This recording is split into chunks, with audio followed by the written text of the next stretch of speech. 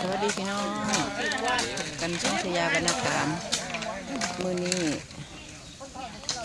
มีการร่วมแรงร่วมใจชาวกุ้มช่วยกันมาขุดล่องน้ำคุ้มเอาอย่างลูกเราโรงเรียนเราไม่เห็นแบบนี้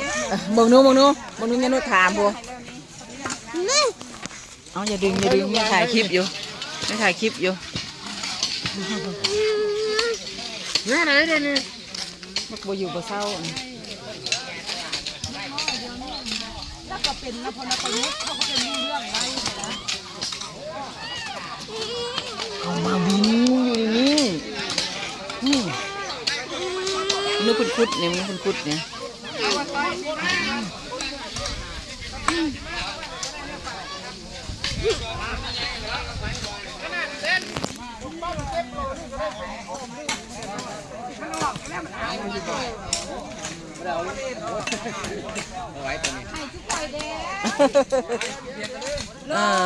เอาเบียร์พวกแก้เมื่อยเอาเบียร์แก้เมื่อย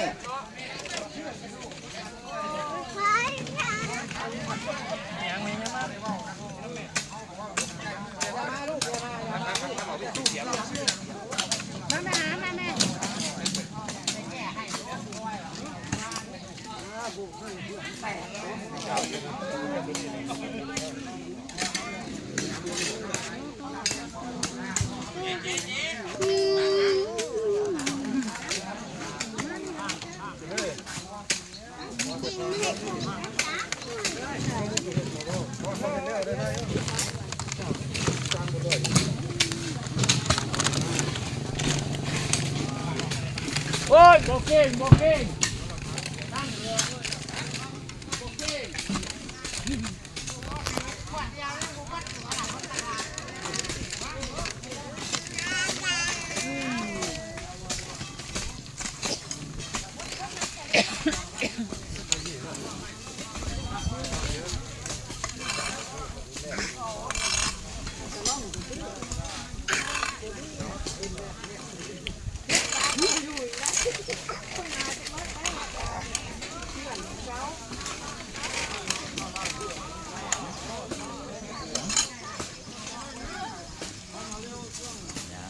ปใช้อีก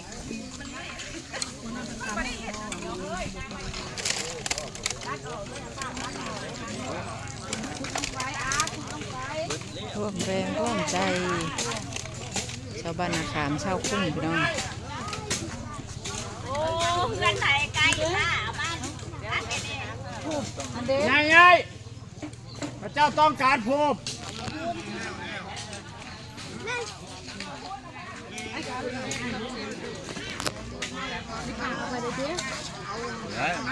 คนจริงอ่ะห้ามมาหลักทำđấy khổ mò đèo mò thì chính là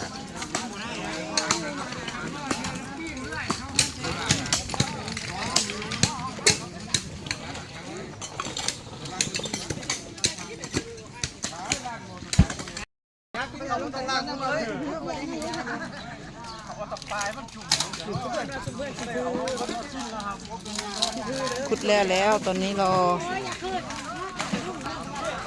เทศบาลมาเป่าให้พี่น้องเป่าทีนออกแล้วจะเข้าเสียสีลงท่อ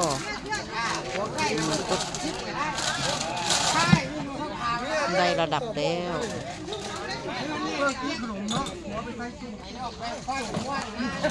ท่อกระเทียมแล้วแต่ว่ารอแต่เทศบาลมาเป่าให้พี่น้องมาบุญความสามัคคีของชาวบ้านนาคามหมู่ 9ชาวกุ้มซอยกันอ๋อคือบอกเบียร์แกเมื่อย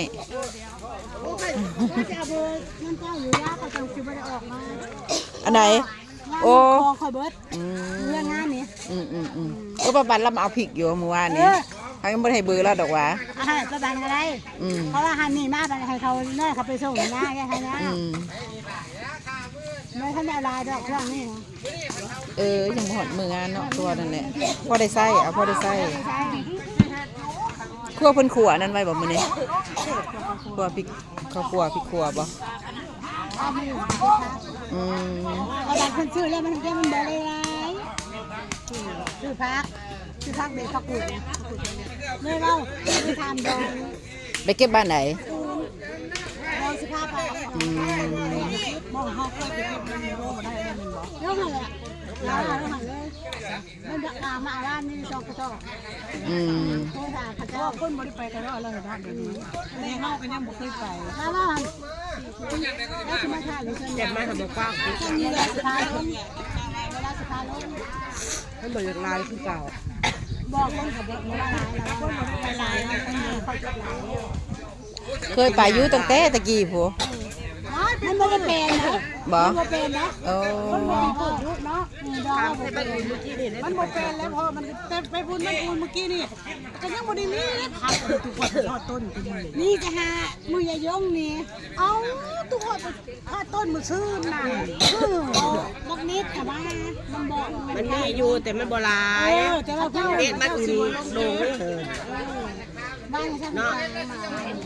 แต่ถ้าพูดอย่างนี้ บ่แม่นเว้าบ่มีดอกมันอยู่ พอได้กินทำไมว่าชื่อแดเอาเก็บแดเพราะว่าอันชื่อนั่นอัน ป้าบานลองซื้อน้ำไผ่จะสั่งเขาเจ้าบ่ ผู้อาโอ้ยังคืออะไรตรงนี้เครื่องขังมันหนาวไม่ค่อยถ้าเกี่ยวบ่ฮู้จักเขาลูกจักแต่แม่เขาเนาะฮู้จักแต่แม่มันลูกมันบ่ฮู้จักถ้าทางปลาอย่างแม่ ไปถ่ายวิดีโอ เป็นยังไงอ่ะก็เป็นคือปลาตะเพียนนี่แหละคือปลาเนื้อจันเนี่ยนะปลาตะเพียนมันสิเป็นแม่อ้วนไหนแต่มันโตเป็นกลมๆหัวไม่เป็นกลมๆตัวเป็นแบนนั่นแหละหัวมันปูหัวมันโตหัวมันใหญ่บ่แล้วบ่แม่งมันหยกคือจะลูกแม่งแต่ละที่ป้าจีนตะกอนนะบ่ที่แม่งเด้อตะกอน ว่าให้ยอมพังได้ของโลกเฮ็ดบ้านกุเฮ็ด เฮ็ดนะกูเฮ็ดถ้าเขาเอาออกมาน่ะเอ้ยกูหาคำแม่เราขึ้นน้องสนายน่ะกูไปแหละอันนี้จะอยู่ใช้ป่ามากูเฮ็ดนะเขาถ่ายรูปมาอีพ่อว่าเมื่อนั้นเขาก็ดึงลงวาดแล้วเมื่อวานนี่เราซุ้มหนึ่งลงวาดนั่นแหละพระเจ้าเราถ่ายรูปคือมันอยู่ในใบต้นไม่ใช่ต้นแคนใบแคนมันใบน้อยมันบอกพระเจ้าเปิดเอาบ่เปิดตอนนี้พระเจ้าถ่ายรูปไปมันสิชูสมูชักงอกอยู่มันแต่ดอกคำนี้แต่มันฉีกดอกมันแตกนะ เฮ็ดหยังเปล่าเฮ็ดหยัง เฮ็ดกว่า มันสิฝนตกก่อนแน่เนาะเจ้าเนาะสิแห้งมันฝนสิแห้งโอ้มาสะออนเด้อมา สอนนะไอ้กินก่อนหมูอ่ะ สมัยเราคือพ่อเรากับเจ้าหนึ่งตัววัดแม่พระมีกระดอกจุ่มจุกุอยู่กันแล้วเมื่อวานนี่แหละพระเจ้าไปหาขึ้นไปจังหันแล้วพระเจ้าไปหามันหาบานแล้วมันเป็นร้านทำข่าวดองแล้วเขาไปดูภาพไปได้ภาพโอ้ยแล้วแม่ยังน้องชนะอยู่ไปแล้วเป็นน้องชนะครับเขาหูจักป่าเนาะจะมันอยู่ใส่ป่าเขาหูจัก มันบอกถึงผู้ผมวะ เขาจะไปหาดอกกระเจียว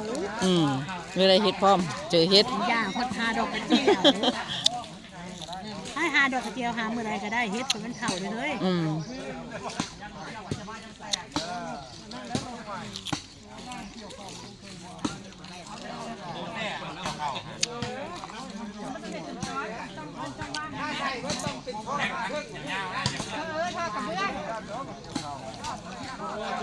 เมื่อก่อนเขาอยู่หันแล้วเนาะหัวเขามีเนี่ยแต่ตะกอนเลยเพื่อลุงไปพอตัวดีตะกอนอยู่ห้างก๊อกคำสาตะกอน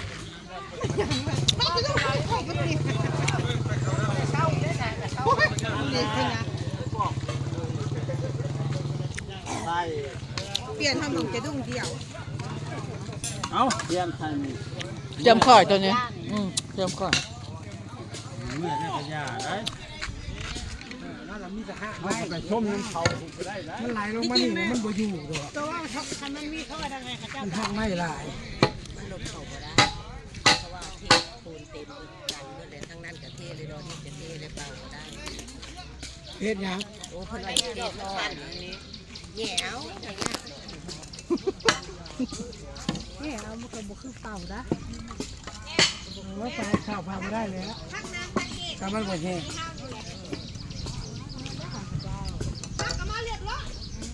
ดึงมาอีกเต้นดึงมาพี่บ่ดึงมาพี่ คุ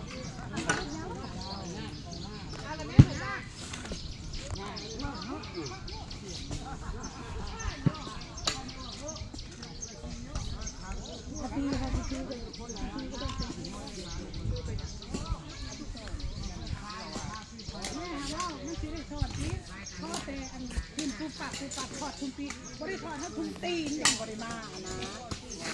น้ำใดแกเจ้าเราเรื่องว่าจะไปกับหมูใหญ่นะเพื่อที่จะเล่นนะบอกว่า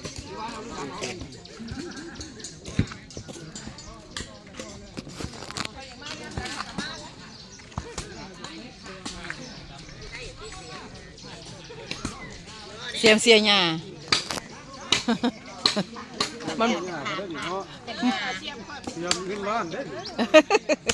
เสียมเสียหญ้ามันบ่เป็นเสียม ทำใหญ่โพด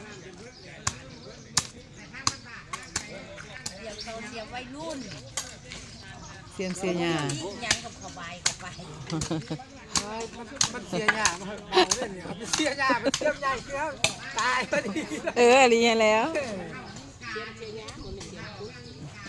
เสียมคุดตรงแบบมอเต้นคือว่าแล้วมันจะจึก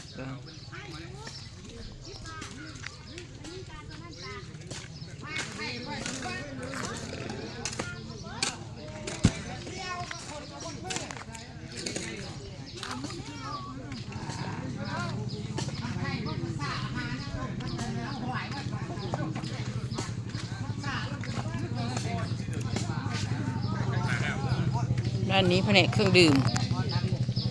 เมื่อยแล้วก็นั่งพักนี่ขุดลงเต็กหน่อยนะ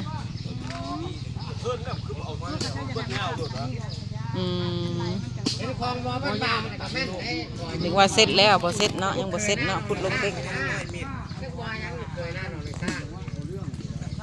ในเฮือนเขาเคยต้านเลยนะเคยตามเนี่ยเพราะว่าน้องพักสั้นหรอกผมใส่ทงใบเบยทอดสายแม่หักได้หักได้ครับเรื่องกันยี่ห้อเป็นยังวะยี่ห้อซื้อบางอันกับพักสั้นเอาใส่ทงท้ายไปเลย พี่น้องสำหรับคลิปนี้ก็ลาพี่น้องไปกันเลยขอบคุณพี่น้องทุกคนที่เข้ามารับชม คนหนึ่งมันสั้น ขอบคุณทุกคอมเมนต์ทุกการติดตามฝากช่องชายาบ้านนาขามด้วยพี่น้องเด้อลาไปก่อนจ้าเจอกันคลิปหน้า